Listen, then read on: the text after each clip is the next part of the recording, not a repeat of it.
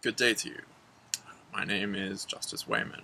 I'm going to make a video today about judgment, mind control, and the grateful to be dead.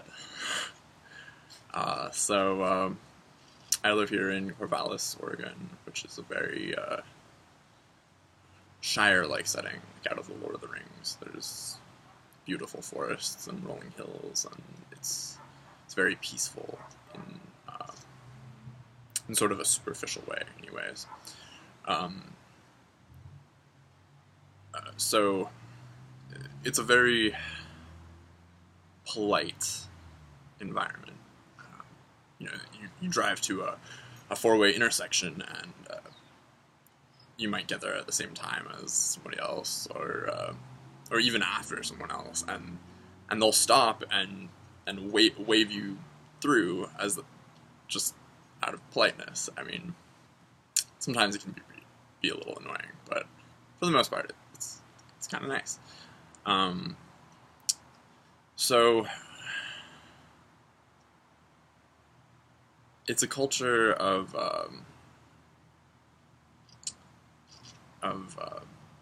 scientific materialism, atheism, and liberal politics. And I grew up in that very same sort of vein, and I went to college at Lewis and Clark University up in Portland for a while, and there I was exposed to this idea of solipsism in this freshman orientation class, and the way it was described to me, solipsism, I didn't think very much of it at the time. My professor, she described Socrates sort of in a war against sophists and solipsists, because Socrates was being charged with corrupting the youth of Athens, and the sophists are basically like paid spiritual teachers who, they're selling you a fake form of spirituality because that's what you're gonna buy, because it makes you feel good. But we'll get into a little bit more of that later. But he was also detested solipsists, because the solipsists would, well, my professor described them as like two people standing in the agora, the free and open market. They would argue all day with each other about which one of them was the real person, which one of them was the figment of each other's imagination, because solipsism is this idea that one's own mind is the only thing that is sure to exist. But so, at that class, I just kind of thought it was funny, and I thought, like, how could anyone be so ridiculous to be a solipsist, right? But, it wasn't until maybe the summer afterwards that I started to notice that it's a little bit more widespread than you would think. It's not that people are, openly declaring themselves solipsists. It's just that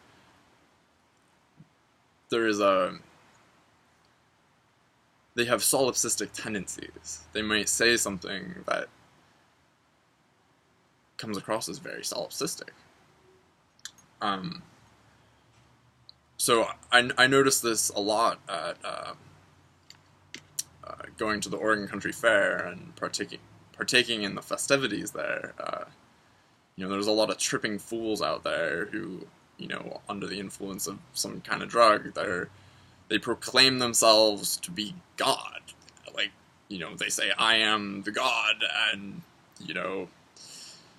and this is because they lack the knowledge of the principle of mentalism, where they're experiencing this incredible mind-manifesting power of the psychedelic drug that they're under the influence of, and because they're sort of flabbergasted by that, they, out of arrogance, they're saying that they are God, when really it's just their mind is that powerful. But so on these festivals, these shire-like festivities, there's a lot of pseudo-spiritual teachings that happen. There, some common phrases that you might hear at one of these festivals are like, don't judge me. It's all love, to each their own. You do you. Who are you to judge? You're being negative. You can never really know. So, these phrases imply the presupposition that there's no such thing as objective right or wrong, that right or wrong are merely based on the perception of the individual, and that humans can sort of just decide what right and wrong are. This is called moral relativism, and it stems out of this solipsistic mind virus that's going around, because the solipsist deep down believes that knowledge does not exist, that their mind is the generator of this experience, so there's really no such thing as knowledge, and so there can't be any such thing as right or wrong. But so the problem then with moral relativism is that you open the door for all kinds of heinous, evil behavior, such as rape, murder, trespass, theft, coercion, you name it. So why then, why do they think this way? The short answer is satanic statist brainwashing. So, in the 1960s, the CIA had this operation called MKULTRA, which was basically a search for a truth serum. The government wanted a way to make like a captured enemy tell them the truth more effectively than torture techniques. But this mainly had to deal with using psychedelic drugs like LSD, especially, which incidentally my grandfather actually partook in the testing of. He was a psychologist who actually studied LSD back in the 60s, but and was he would tell stories of a 4-star army general who was tripping on LSD to. He was ordering my grandfather to take him down. He wanted the experience to be over. It's sort of a insight into the dominator mentality.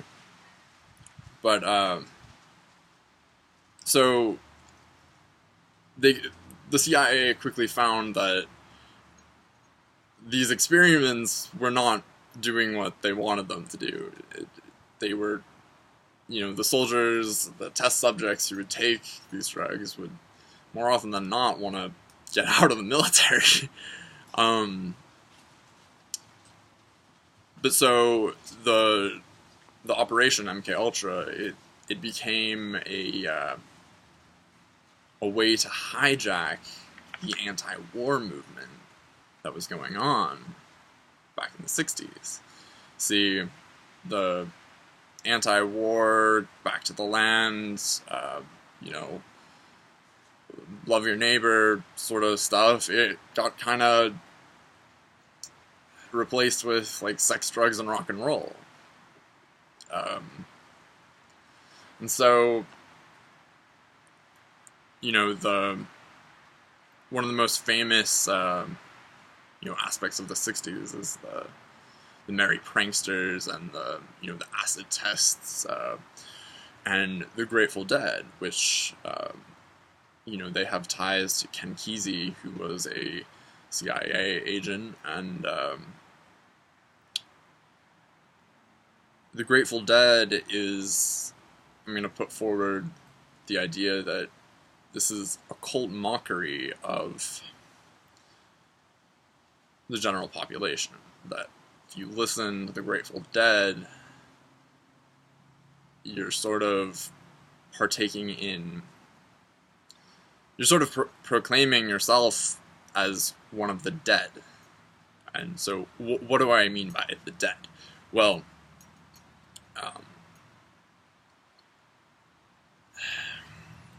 dark occultists will often call people who are uninitiated into occult mysteries as the dead because they do not have an activated body, mind, emotions, or will, which, these are the 5 elements symbolized by the pentagram, the blazing star. But so people who don't have these qualities activated with them are considered the dead. They're not actually dead, but it's a way to disparage these people. So it's mockery of them. You can see this this concept outlined in this tarot card called Judgement. You can see that there's an angel calling forth corpses out of coffins, and so the people in the coffins represent the dead or the uninitiated.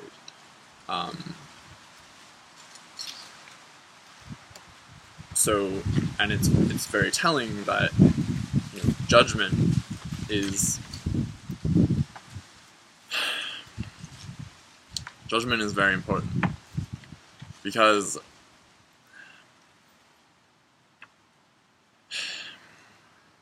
judgment is associated with the metal iron, and iron is, as I've been told by a druid, is the incarnational metal.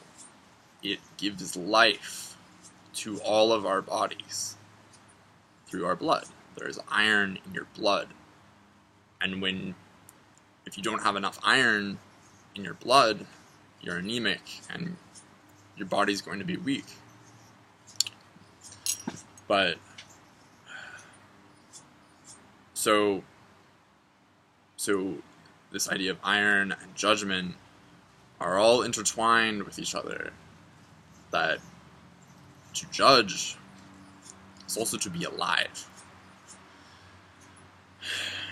and not one of the dead. So take some water here.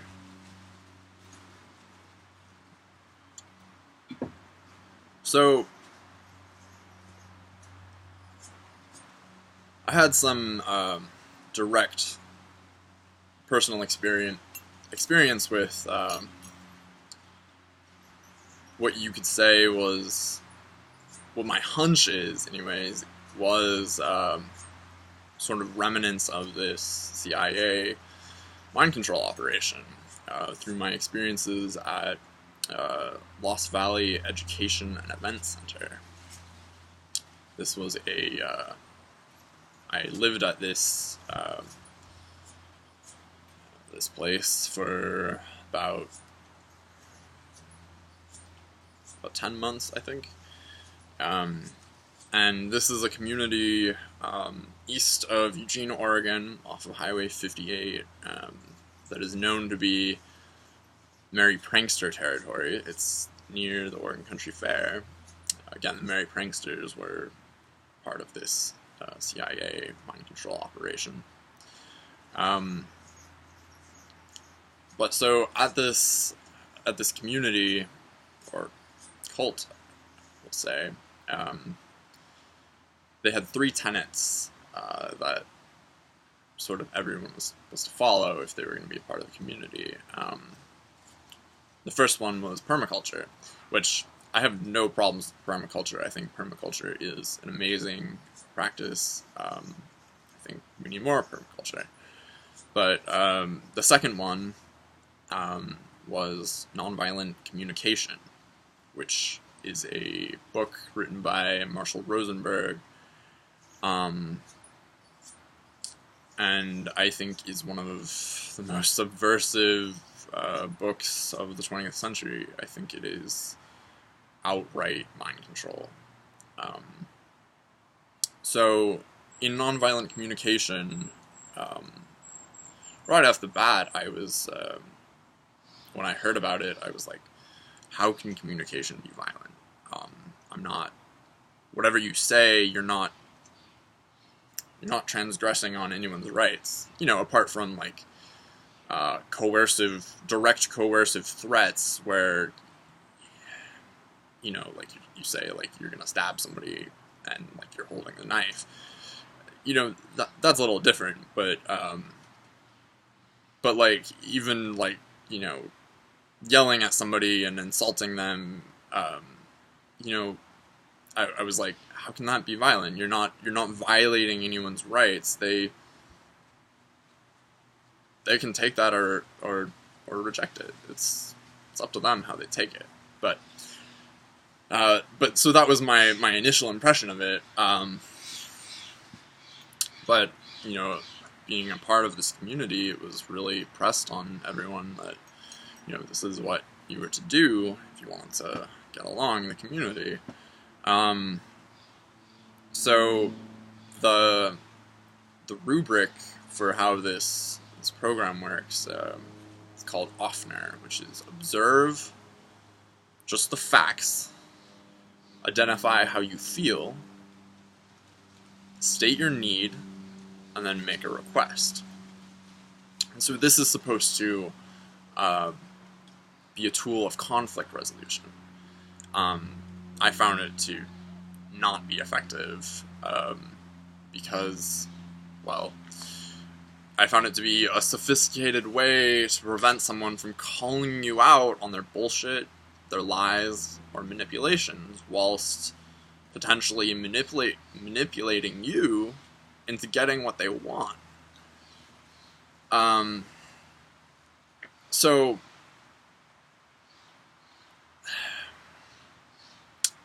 I often saw this used in the public meetings to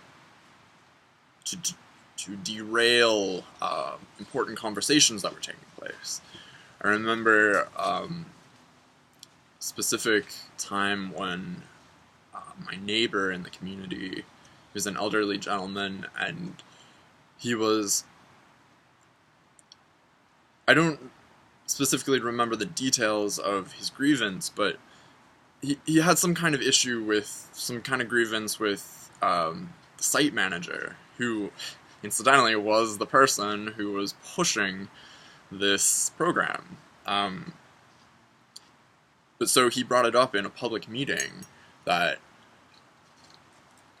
you know, he was having some kind of issue with her, and he said, I'm sensing that you have something against me. And when he said that, she immediately, like, her back went up. She was like, oh, how dare you say that? That's not nonviolent communication. You can't know that I have something against you. And this is how it works. See, he was supposed to say, I'm feeling tense about this situation. If he had said that, you know, it might have gone more smoothly for him. But she derailed this entire conversation to where, because he wasn't using nonviolent communication, the issue that the important underlying issue of why the conversation arose in the first place did not get addressed. So it was sort of a manipulation. You know, the community was like, you know, Stevie, you didn't use nonviolent communication. We're not gonna take you very seriously here. Like, what's with that? Like, it's ridiculous. So one of the things about this program is that, you know, they want you to get away from using judgments. They see judgments as, I think they call it like tragic examples of a need not being met or something like that. Or tragic expressions of somebody's need not being met. But they want you to only focus on feelings. So it's all about how you feel, instead of about using deductive logic or inferences. They don't want you to be able to put two and two together to make an inference about the situation. See, Stevie might have been right. He might have said, he might have been right about her having something against him. But they don't want you to think that like that. They don't want you using deductive logic.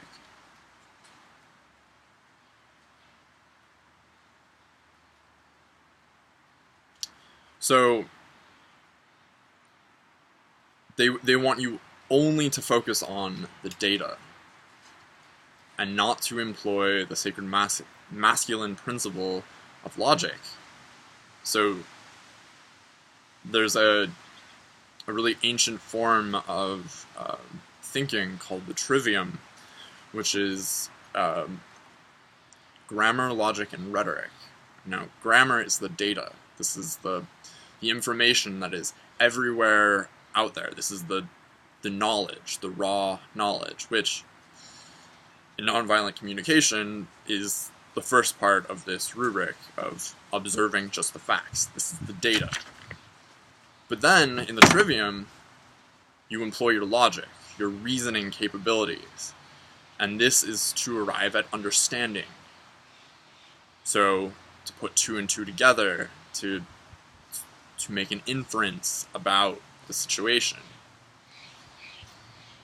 And then the last part of the trivium is the rhetoric phase, which is your actions. If you have the proper understanding, this becomes wisdom in the rhetoric phase. Or folly. So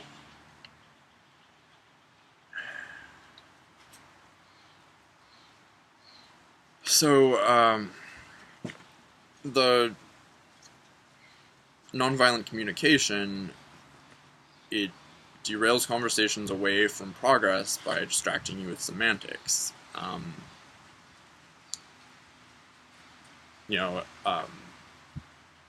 so this was one of the tools that this community used to get a leg up on their fellow community members through their governance structure called sociocracy, which they say is non-hierarchical, but it's really nothing of the kind, because they have elected groups of paid positions which make the decisions for how the community is to be run. I was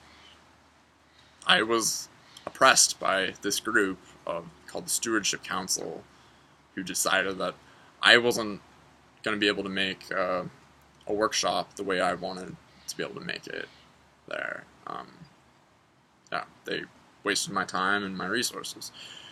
But government is slavery, so I guess I should have known that. But yeah, go get lost at Lost Valley. Yes.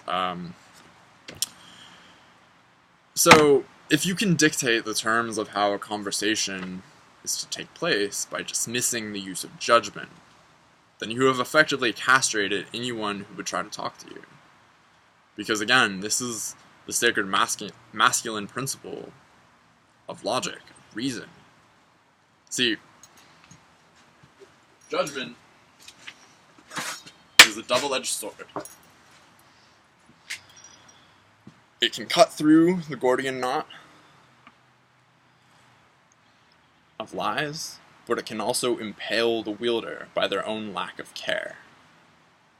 For when we judge, we have made the presumption that things can be known, that truth does exist, that something is right or it is wrong, and so to judge falsely is to be found wanting in the eyes of truth. Therefore, great strength and great care are required for this feat. It's important to note that right and wrong are synonymous with good and bad, and also correct and false, respectively. So, there's sorcery in the Shire. There's mind control. And it all has to deal with getting people to stand down. To not stand up and say, this tyranny is fucking wrong and needs to end. Because the anti-war movement has faded into the wind. You know, these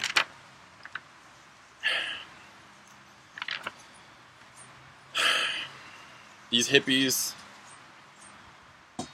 they abdicate their personal responsibility to ending these global conflicts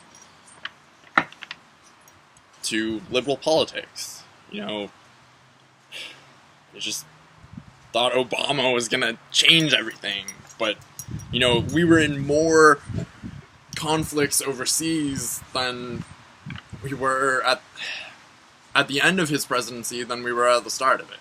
So, you know, and yeah, it's madness. And it's all has to do with getting people into this solipsistic, morally relativistic modality of thinking.